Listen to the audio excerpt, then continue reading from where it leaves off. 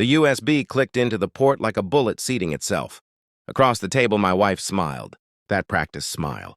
The one she used when she was certain the room belonged to her. "I want the house," she said, smooth as silk. "Alimony, and 60% of the assets." Her lawyer nodded, already bored with the inevitability of it. I didn't look at them. I looked at the screen. Slide 1 bloomed to life. White background, black text, clean font. 90 slides, precisely numbered. I had rehearsed the order the way surgeons rehearse incisions. My phone vibrated in my pocket, again and again. Earlier that morning, it had been a call. My daughter-in-law, screaming, "If you want to join Thanksgiving, come wash the dishes." I had smiled then, too, alone. Now, in the mediation room, my wife leaned back, crossing her legs, already imagining her victory lap. She smirked as if I were a man about to be erased. I pressed play. The room went quiet in a way that felt expensive. I finally met her eyes. She didn't recognize the version of me sitting across from her. That was the first crack. It hadn't started with rage. It never does. It started with absence. Late nights that didn't smell like work. A phone that turned face down the moment I entered the room. Laughter that stopped when I asked what was funny. I told myself stories. Men do that when they're still hoping. Then came the mediation demand. Email, aggressive, precise, written like a shopping list. She wasn't just leaving me, she was harvesting me. That night I lay awake beside her, listening to the rhythm of someone who had already moved on. My chest felt hollow, like a building scheduled for demolition. I didn't confront her. I watched. A hotel receipt slipped from her coat pocket, not ours. A name saved in her phone under a woman's name that never spoke. When I listened from the hallway.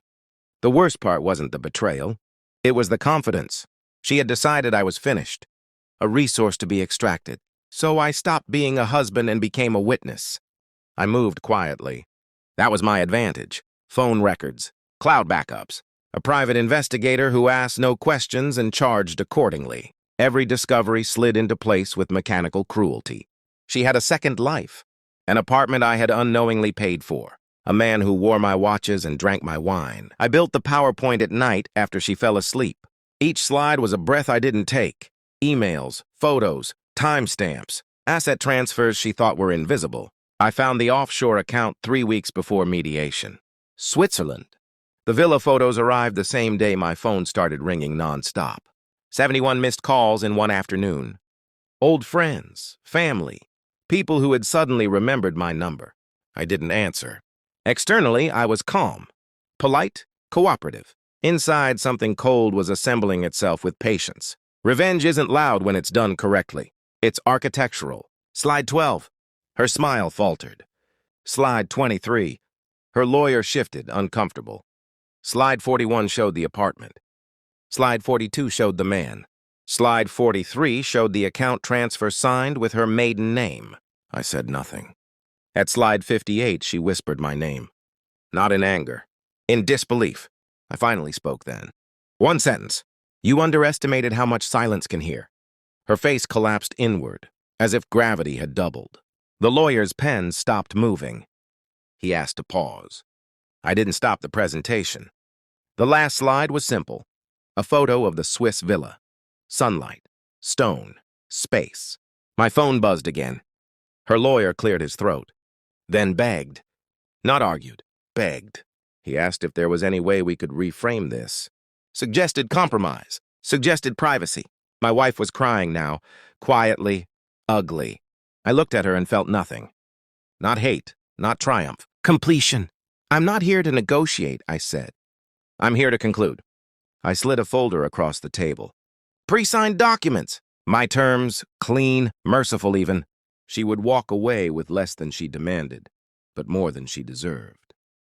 She stared at them like they were written in another language. I stood, unplugged the USB. As I left, my phone finally rang again.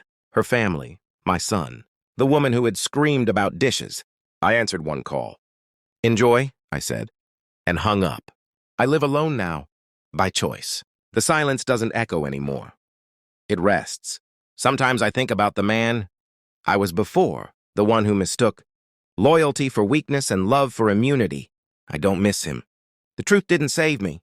It clarified me. Power isn't taking everything. It's deciding what no longer deserves you. When people ask what happened, I tell them the marriage ended in mediation. I don't mention the USB, or the slides, or the way her confidence died in real time. Some endings don't need witnesses. They just need precision.